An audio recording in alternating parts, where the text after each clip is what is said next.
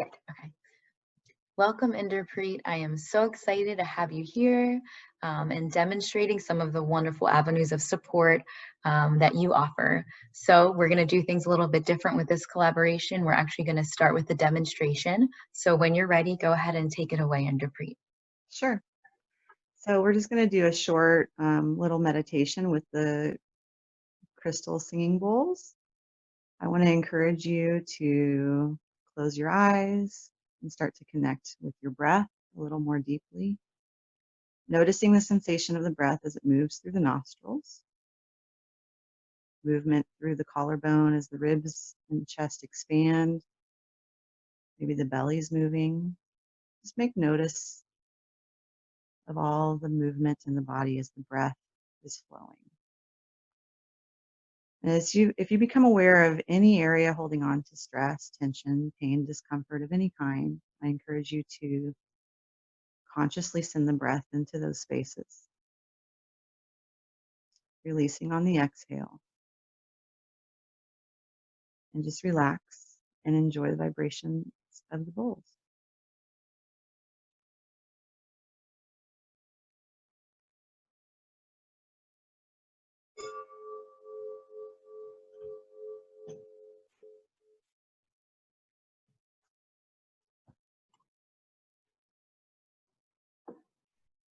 Thank you so much, Inderpreet. That was beautiful. And I know that was just a small aspect of the vibrational sound healing that you do. With audio technology, we can't capture all of it, but thank you for that demonstration. And so I would love for you to introduce yourself to our audience, who you are, what you do, all that good stuff. So go ahead and introduce yourself to everyone. Okay, I'm actually going to move to another room. Sure. So I wear many hats, but the primary way that I serve clients and my community is by working with different types of vibrational therapies. Vibrational therapies really encompass a lot more than just like sound healing tools. Obviously, it includes things like singing bowls. Tuning forks are a big part of the work I do. Also use gongs and other kind of musical instruments. But also a lot of the vibrational healing work that I do focuses on the vibrations that are present, the frequencies that are present in natural things. So it's kind of working with this understanding that there is this kind of what I call the divine factory settings that we come in with, which is everything functioning within our bodies, within our emotional field, our different parts of our minds and spirits as being harmonious. And so when we encounter something that creates disharmony or a dissonance, then the body does its best to try to compensate, but usually there's factors within our environments, either internally or externally, that will maybe be what's causing that sort of reaction in the body. And frequency is really just understanding that there's in terms of sound and light, there's waveforms. So I actually work a lot with colored lights, as well as essential oils and crystals. So all of these different methods, I guess, for delivering this type of therapy is with the understanding that each has its own unique frequency or vibration and will interact with the different parts of people's bodies, emotions, minds, spirits, depending on what sort of state they find themselves to be in. We have this thing that's kind of interesting as being living beings, is we have this ability to entrain with other living things. And the crystals are from the mineral kingdom of earth, so they do carry an essence, as do the oils from plants, and of course the wavelengths that we see in colored light and the waveforms from sound. And yeah, so the work I do is really in kind of assessing a person as they come in based on what information they choose to share with me, and then I get to kind of, you know, create as I go and make what I call just an integrated healing session. And it can range from all sorts of things. I'm a reflexologist first and foremost. That's my cornerstone. So everything started with, you know, that study, and it just kind of expanded out from there. Yeah. Yeah. That's beautiful. And I want to touch a little bit back on explaining a little further for those who may not be familiar with the sound healing, vibrational healing. For myself too, like even being in the body working field, I like understanding the physiological aspect of it. And you kind of touched on that. When it comes to energy, that can become nebulous to people who don't understand it. And so the way that I like to think about it is just focusing in on like heart communication. So you mentioned, yes, there are sound waves, there are light waves. Those things we cannot see, obviously, but in the world around us, every single thing has a certain energetic vibrational vibe that's being given Yeah. off. The way that I like to think Truly. about that is with heart communication, for example. You know your heart is beating in your chest, and the heart is one of has, you may have heard, has a mind of its own. It's its ability to feel and to become passionate and connect to life purpose and all of that. When you are with a loved one, for example, Mhm. you may notice that you feel a certain connection that you can't explain, but you feel it. You can even sometimes physically feel your heart pounding and beating a little bit faster, especially when you get closer to that loved one, like in the physical presence. Or the opposite may happen sometimes where someone comes around that kind of, you may not get along with or rubs you the wrong way or whatever. You feel, you have that sensation, that feeling of either being attracted or repelled, if you will, from someone. There are certain vibrations that our organs, that our bodies give off. Um, we may not be able to hear them or see them, just like with different sound waves, right? And light waves, but it is happening. Our bodies are constantly communicating. We're constantly giving off these different, vibrations, if you will. And so when it comes to sound healing, I've had some brief experience with the tuning forks, with when it comes to certain energy centers in your body, especially related to your organs, some of the, like the heart, that gives off a lot of that communication. And for people who want to understand a little further, like the scientific side of it, I do love going to heartmath.org. They have a lot of good articles that explain this in detail of what the vibrations mean, how they work in your body, and all of that.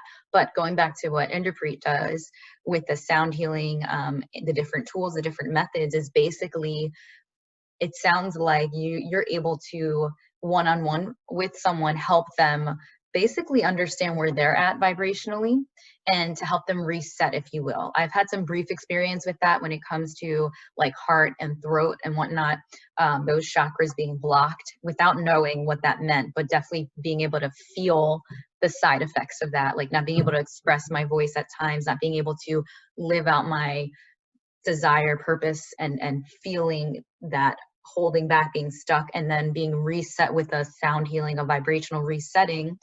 It feels expansive afterwards. So I would love to hear from you as far as when you do help someone one-on-one, after you do that, I think you said factory resetting, divine factory settings that we come with, after you're able to help someone one-on-one to see, based on what they're sharing, where they're at energetically and vibrationally, how do you help them with your tools? What are some of the things that you do? Yeah. So what you started to speak to there, talking about how you experience others. What you're actually describing in a certain aspect is entrainment. So entrainment is something that happens, like, for example, say you enter a room where there's a guitar in one corner and a piano in the other. They both are string instruments. Um, and what's interesting is if you were to pluck a particular string on the guitar, say maybe the E string, then within the body of the piano, whichever note of E that would be the same frequency, that that string starts to vibrate without being struck. So that's kind of what happens with us, especially when we have this connection with others in a way that kind of draws us in. We entrain. Mm. But also, you know, people might start to entrain with people maybe who have a dissonance within. So like the concept of like consonance, which is a relaxing and pleasing and uplifting interval that you might hear in sound, and dissonance, which is the unpleasing, the kind of creates anxiety and tension. Um, they're really subjective. I mean, there's some like across cultures that they, you know, we can agree that an octave is consonant, the perfect fourth and the perfect fifth are consonant intervals. They're whole intervals. But the question of dissonance in some cultures, what we experience as dissonant is actually consonance. It's just kind of it's interesting how sound can actually be experienced on an individualized basis. Mm. But the thing is like with dissonance, it brings a certain energy forth that actually might feel that tension or uncomfortable. Like friction, if Kind you of, will. yeah, it's like chaotic. Mm. And what's really the purpose, you know, like you know, when you think about like why does this exist in nature? Mm. When we look at it, it's really providing the stimulus or the catalyst for change. So when we find ourselves, you know, like you said, rubbed the wrong way by another individual, for example, or, you know, maybe a part of our body is rubbing us the wrong way, you know, it's showing up in a certain kind of, you know, Mm-hmm. complaint. What's really happening is that the dissonance is grabbing our attention and something is asking to be changed.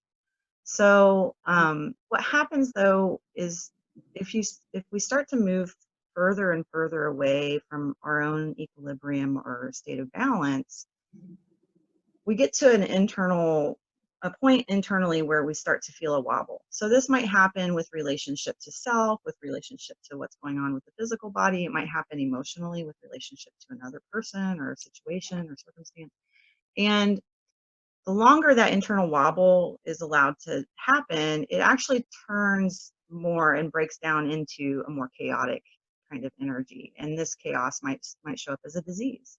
Mm-hmm. Um, and the thing is like the wobble is indicating that something is changing or trying to change. And we have to get into a point of stillness in order to actually allow that resolution to come. And that's really, if I break down the stuff that I do across the board, 100%, it's working on the parasympathetic nervous system, which that's the part of the nervous system that's all about rest and digest. When we are constantly like go, go, go, bombarded by all kinds of, you know, things that we have to do and people we have to be responsible for or to, and then we have our own driving mechanisms within ourselves too. um, we're we're constantly in that sympathetic state, and that's where fight or flight kind of comes in, and we start to just think of life as survival. um, so without taking you know, the moment to actually give the other side of the nervous system a chance to do what it's designed to do and rest and reset and come into that place of stillness, healing can't take place. And that's where people find themselves in a chaotic kind of situation. Yeah. So, you know, that to me is like how we facilitate the change is by just providing an ability for people to relax and lay down, you know, their resistance, um, you know, making the change more gracefully and, you know, avoiding overt chaos and disease. Which, you know, of course, is the result if you don't give yourself the opportunity. Yeah. I love Mm. how you explain that. Actually, that makes so much sense. I really appreciate that because I'm just even imagining as you're speaking, like, you know, from the our body parts, organs, and all of that inside. If you think of each organ as having its own, as being its own instrument that gives off its own sound, if you will, and being inside the body, it's almost like it makes up the orchestra, right? The orchestra that's Yeah. made up of all these different instruments. And if you went to see an orchestra play, think of how you would feel being in that room where they're all playing together and creating this masterpiece, this harmonious symphony that feels amazing and sounds amazing. That's almost like, what is your internal orchestra? What kind of music is it playing? And Yeah. as you're even talking about this disconnect, this dissonance, this, if each organ is, you know, doing individually, trying to play its own instrument, but at like a totally different song, if you will, it's not going to sound good on the inside. There's going to be a lot of chaos, a lot of loudness, a lot of, you know, interruption of like contained in your body. And like you said, that would bring up, and this is what we experience a lot. This is what presents itself and manifests it as disease, and even, um, you know, pain, tension, or the deeper disease that we suffer from. But we don't realize that it all comes back, even as body mind coaches, we bring it back to starting at the awareness of it. And I think it's a beautiful thing that you are also a body mind coach with all these tools as well, because I imagine that you help someone, starting with that, helping them to be aware of what is your internal orchestra like. Are all your instruments playing the same song? Are they harmoniously, you know, playing out this symphony that sounds beautiful? Or is it just all chaotic? And is that the reason why you're having these ongoing pains and aches or disease that's been going on for so long? And if so, vibrationally, sound therapy wise, what could you do to, you know, get back to that state of rest, that stillness, like stopping all the instruments for a moment, just everyone pause, let's all get on the same page, let's all like start fresh, reset, if you will, so that we can all listen to each other and play together. And so I'm just imagining, as you're saying that, what that looks like on the inside for people, so people can understand. It starts with the awareness. So maybe part of your awareness without realizing is, you know, you feel that certain ache, or you have this disease or disorder or something you've been dealing with for a long time, but something feels disconnected, something feels off, and you're trying to figure out what, you know, could you pursue receiving help from someone who can help you understand vibrationally where you're at, and what each of your organs, what shape they're in, what's their instrument like, how long has it been since it's been fine-tuned, if you will. Mhm. Right? Exactly. So how do you help someone who is like, hey, you know what, yeah, I don't feel that great and I want to receive some sound healing or some assistance for someone like you? What would that look like for them? Where would they So start? yeah, the way you're explaining, like breaking it down to the orchestra, is like that's in terms of how I like to think. Mhm. So what I actually do is I consider it a vibrational tune-up. So like what you were describing, like all these different organs, glands, systems in the body, if they're not, you know, following the same tempo, if they don't have a sense of rhythm or they've lost the rhythm, if they are playing out of tune, you know, they don't, you know, like you said, they're reading different tablature from different songs, or, you know, whatever the misinformation or incorrect program that's taken hold is within the body. Yeah, you have disharmony, you have chaotic noise. And again, you know, I see that as, you know, it's an opportunity when somebody contacts me and tells me all these things, and I can hear how disharmonious their situation is. It's like, you know, for me, I really appreciate having the ability to bring someone in and let them like see it, maybe through a different lens first, with that awareness of saying, okay, so this is how out of tune you are. This is how off rhythm or off key, or however you want to say it. And in order to get back to it, like you said, it is a matter of like, okay, the conductor's got to stop the music, Yep. and let's fine tune, you know, what it is. So I call these vibrational tune-ups or vibrational attunements. And I really like, if I get to work with someone for an extended period of time, there's a harmonic initiation is how I think of it. So it's really learning how to take back control of when you're starting to play out of tune again. Because like we know, you know, we get deeply ingrained habits and patterns, and it's always catalyzed by some sort of perceived trauma. You know, it could be minimal, it could be, you know, really huge, but the thing is the body will experience it as something that it has to compensate for. And that's essentially what starts to drive us out of equilibrium, out of balance. And then, of course, we lose that natural vibration. The perfect resonances aren't in training properly. So that's what I really like about tuning fork therapy, is Mm-hmm. because there are very specific frequencies that come off tuning forks. So what I do is called, with the tuning forks application, I do this thing called raindrop harmonics, or vibrational raindrop technique. There's a lot kind of under that umbrella, but with the tuning forks, for example, as I'm applying, these different essential oils along the spinal column, on the reflex points on the feet, we're keying in specifically to the nervous system. So for me, everything is nervous system, endocrine system, and the relationship between the two. Mm-hmm. And so, as I'm applying the oils, I'm then applying the different frequencies of forks. And I use crystal gem tips on my tuning forks, which make contact with the body. So there's these kind of layers of vibrational therapies. And I do think of it as I'm a composer, and it's like we're making this new composition. Mm-hmm. To, my intention always with whoever's on my table is, that you go forth and sin no more. It's like you come to me, it's like you're in a disarray. We're going to figure out, what it's going to be to get you into the state of homeostasis and balance, and understanding with awareness what your responsibility is, what your role is in maintaining, good health on all levels. So, it can be quite a lot. And honestly, it's not for everybody. Not everybody's ready for that kind of responsibility. So, when I work with people, like, that's kind of what I'm looking for is, they can tell me their story and how frustrated they are, but what I'm looking for is this person open and ready?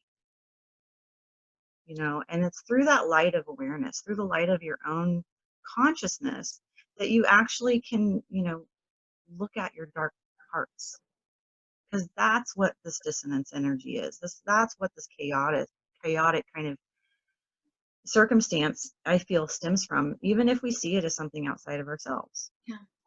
Yeah, You I think you're so correct with that. Vulnerability, that's what it makes me think about, because someone like me, I went through this experience maybe just a year ago when I was, now looking back on it, I realized I was ready to be vulnerable. Maybe in the moment I didn't realize it, but I had been ready to be vulnerable because I was on that mission of self-awareness, that journey, that mission to discover what part of me is causing this disconnect. I just knew subconsciously that something was going on internally that was leading to some of these ongoing, on a personal level, I was dealing with some thyroid issues and some other things. I know part of it was emotional. I was in a car accident, long story short, and there were some things going on. But I remember when I started receiving different therapies that I had never received before, but it was that, like, that awareness that led me to these therapies. One of them was a tuning fork, and I remember through muscle testing and whatnot, and my therapist, who also specialized in EFT, emotional release and all of that. And I had never done that before, but I was ready emotionally too. I knew that there were some deep emotions that I had not been facing. I knew, but I was ready to face it. I was ready to be vulnerable. And once upon a time, to me, vulnerability was like repulsive. It was like, that's a weakness, right? Right. But now, like you said, you have to be, not that you're imagining that you're going to be crying all the time, but you are going to be stirring up these things that are deep within, that may have been around for a long time, that may have been linked to some traumatic experiences in your life. But when you get to that point in your life, when you are ready to face the music, I think it's appropriate way to say it, face the music, right? And really investigate what parts of you are either maybe need to be replaced, if you will, or fine-tuned, like you said, or which part of you is really the one causing the issues. And what I found to be true is when I was going down and when I was receiving these, like the tuning fork therapy and the vibrational therapy and all of that, my heart was one of the main organs that was being blocked. And your heart is like, it controls a lot. It has its own rhythm, if you will. And if it's giving off, and if it's off key, then everything else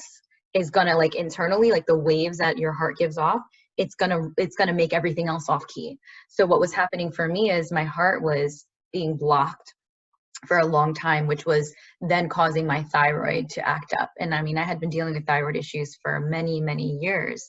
And once, my therapist helped me figure this out, he had reset and retuned, if you will, my heart and then my throat area. And I immediately actually felt, it was a really quick thing. I immediately felt this, like I could breathe for the first time. And there was a little bit of an emotional release, but it wasn't like a sobbing cry. It was like almost just like tears were coming out. I'm like, I don't know exactly what emotion that's linked to, but all I know that is when that happened, something got lifted off of me. And so I say it for people who are curious about that and what that looks like. It's different for everyone, but it does start with being ready to be vulnerable and viewing that vulnerability as actually a strength and something that is going to help you on your path to healing when you're ready to heal, because these are all part of our natural ability to work with our natural healing systems. This is one aspect of it, a really huge aspect of it. And so, bringing it back to your organs and your system, your endocrine system, and I love how you focus, even as a reflexology, you're incorporating raindrop therapy, essential oils, with the sound and the vibrational healing, because that treats holistically your whole system. And a lot of times our nervous system is one of the things, like our nerve endings literally cover every square inch of our bodies from head to toe. So if an aspect of your nervous system is completely off key, even one small part of it, it's going to throw everything off.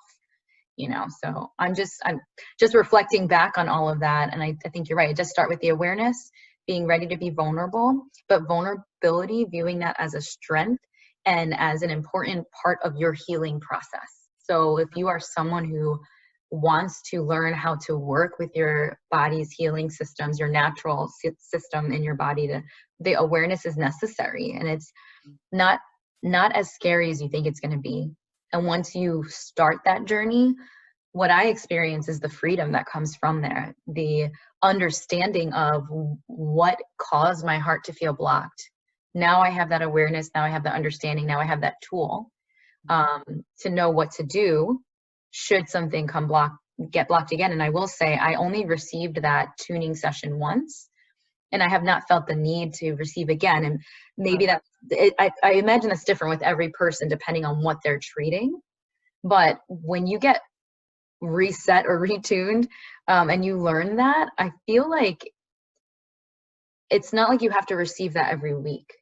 Unless something that you're doing, it's more about learning the thing that you're doing or the experience or the emotion that is continuing to cause that instrument to be off key or not work as it should. Yeah. So do you have any comments on that? Yeah, I have a couple things. And I really do, the way that I see the healing journey, it really is the warrior's path. It takes courage to do this work and assume responsibility for ourselves and be sovereign. And, that's why their level of readiness in a person is really important. And, for years before I got into all of the sound aspects and I was just focusing mostly on body work, I would have clients week after week, just treading water. I'd give suggestions on things they could do at home as homework. And of course, if they're not invested in it, they're not going to do it in the first place. And especially if they come in with the attitude of I'm going to lay on your table for an hour and you're going to fix me. I think we've all encountered that as therapists. And that was the big question, the big problem I wanted to solve. It was what's it going to take? Mm-hmm. And I started to recognize okay, I need to change the way I do my intake. I need to interview my potential clients. They want to hire me for a reason, I should have a reason for working with them. Mm-hmm. Just kind of evolved throughout the process. And as I started doing more with the sound healing and the vibrational therapies, bringing those to the forefront and letting kind of the body work aspect fall to the background, that's when I really started seeing that this is great, profound healing potential where I'm not creating dependence. And bringing that level of awareness to a person to actually say, I have the ability to heal myself. and seeing my role is just to facilitate that for them. Yeah. That's my goal always. I Yeah. don't want to someone, umpteen times, within a few months time period, Um, and what's really cool is you start to watch, especially for the people who share the feedback, you start to watch how it starts to amplify. The work that they do within themselves starts to affect and kind of ripple out to, Mhm. all the people in their lives as well. So I really love how, you just make a slight adjustment within yourself and you're actually working to heal others. Mm. And Mhm. that healing journey, is that courageousness of, I'm going to stare into my depths. I'm going to look at all of the things that I've been carrying that likely aren't even mine. A lot of this is ancestral karmas, generational curses, however you want to call it.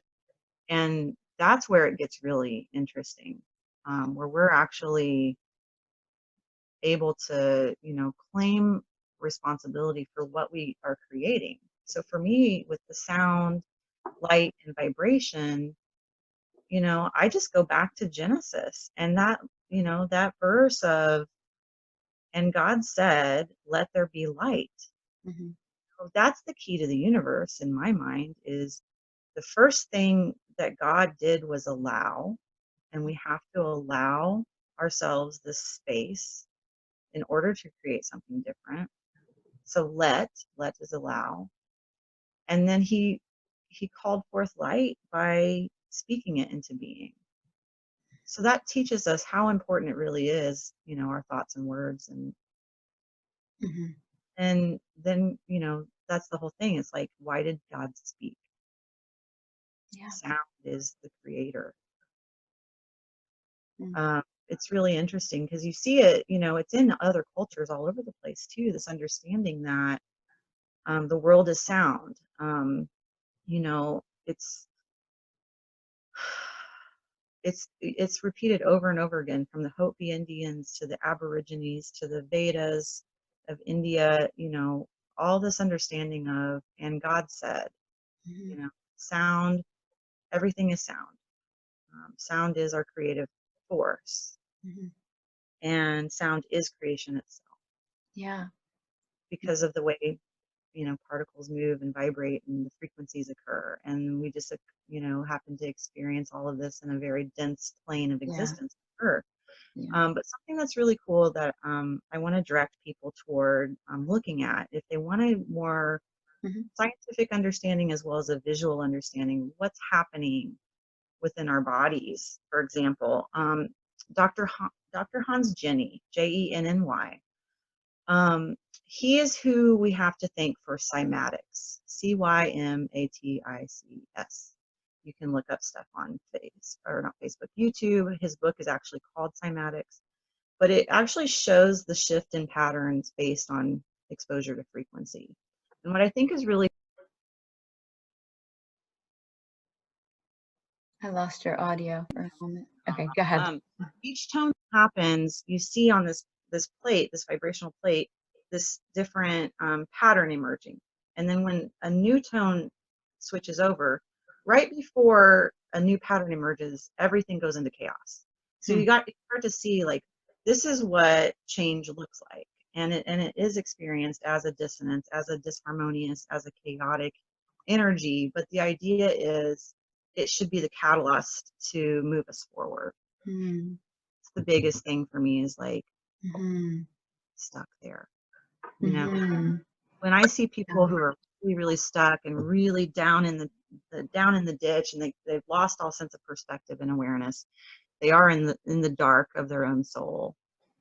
They don't, they lack that ability to see that all you have to do is shift like that 1 degree, and it is a matter of, changing your perspective.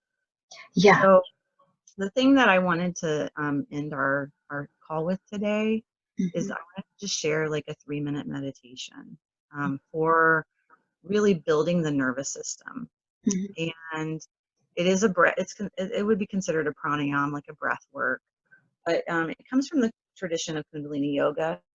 I am an instructor. I've been teaching for over 8 years now, And what it's doing is it's like giving us the ability to control our breath.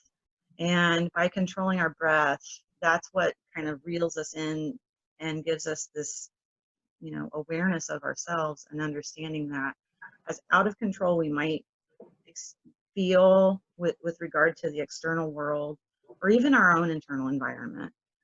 Um, it's as simple as, bringing mindfulness back to the breath.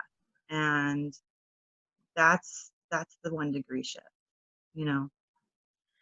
Something that's really cool with this particular meditation that we'll do is when we hold the breath in, this triggers the sympathetic nervous system, which is that fight or flight response, and it actually slightly elevates the blood pressure. When we lock the breath out on the exhale, this triggers the parasympathetic nervous system to turn on and actually will lower the blood pressure slightly. But what's really interesting is when you experience this, your mind starts to freak out. When you're locking that breath out, I mean, you literally bring up all of the anxiety and tension that you might be encountering in your day-to-day life. But by controlling the breath, you're actually kind of bringing back control over your feelings and emotions and saying, I'm in control now. And yes, I'm going to feel this anxiety or whatever it is, but we're going to breathe through it. So, this is a really awesome meditation for anyone who's dealing with substance problems, and or maybe they are just an addictive personality and they're codependent, or we get addicted to just negative emotions, all kinds of things. So this is for balancing the nervous energies. And, if it's okay with you, we'll go into it. Okay. Absolutely. Yeah. So, it brings you to this maximum efficiency within the nervous system to where you can actually choose life over death. It's an interesting thing. So Yeah. that's what it's designed to do. Yeah, I know, and I would love to get feedback because I've been doing these different ones with different people, and so yeah, that was pretty neat. So what I felt was, first of all, I could feel a little bit of a battle between my mind and my heart. Like with trying to look down, I felt like my head brain wanted to be like, look ahead, like like you're talking about. This was meant to put you in like that fight or flight mode. And then the way that I was feeling and connecting to that was, what happens for me? What does it feel like? What thoughts do I typically have when I get put into that mode? And I've been through awareness on this journey. I've been become very aware and very familiar with what it feels like for me, the thoughts that I have when I am in that fight or flight mode, when I'm in that state of relaxation. And the awareness is key, like we've mentioning this whole session, to being the conductor, if you will, of your own symphony. But in this moment, I could actually feel what that felt like to be in that fight or flight. I could feel and hear the thoughts that typically go through when I am in that. So in real life experiences, it could be those moments where you feel like you're in danger, right? You just have to get out and go. What does your heart feel like? What thoughts do you typically have? What's your energy telling you, feeling, doing, right? So that, I feel like that meditation is really good as a starting point for people who, again, you were talking about and discussing how you like to work with people who are ready to become aware, ready to dive in deep with understanding themselves. So when you are ready to become familiar with what it feels like for you when you're in that fight or flight mode, in between the expansion, that contraction space, within our bodies, those times, that chaos, that's necessary before the expansion comes. That's necessary before the growth comes on the healing journey. So yeah, I noticed all of that, and it was a really quick back and forth. But I could also feel like, I think holding the breath in, my heart pounding faster, and like, trying to figure out, like you said, it's a choice. Like, I am alive, I'm breathing, I'm in control of this, so I felt that back and forth. And for me, it was just getting back into that familiar space. So I would love to wrap this up with basically inviting people in, for those of you listening, when you're ready to basically, learn how to be your own conductor of your music, and you're ready to learn how to play listen to your heart's song, if you will. Listen to the song and the beat of your vibe that you're giving off. When you're ready to connect with that, then receive from, you know, a professional, someone who is experienced, someone who has the intention also to not be your conductor, but to teach you how to be your own, you know, Right. teach you how to be in control of that, so that you can learn those tools and be able to bring it with you moving forward in your life. So I will have those links to be able to connect with Inderpreet.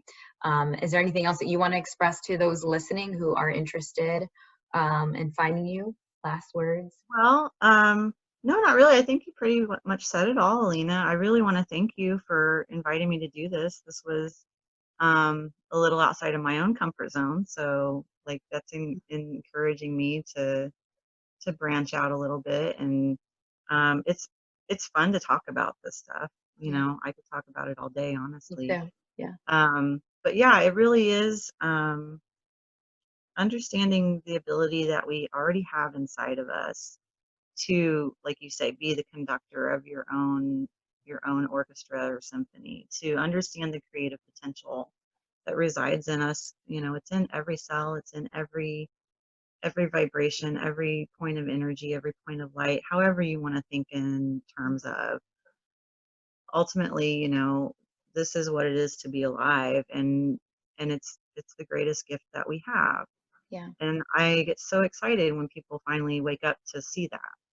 yeah, Yeah. yeah. And imagine, I just, you know, for those listening, imagine what it would feel like to finally let your, you know, I keep saying your heart songs. I feel like your heart has a lot to do with it too. But when you finally let your individual song play out, to the end, from the beginning to the end. Like it's almost like when you listen to your favorite song, um, how you feel in that moment. You're completely like embraced in that moment, in that energy. So imagine what it would feel like to finally listen to what your song sounds like, what it feels like, completely from beginning to end. That's to me what it feels like to be alive and living, and to be joyful and all those beautiful aspects of life, what that means.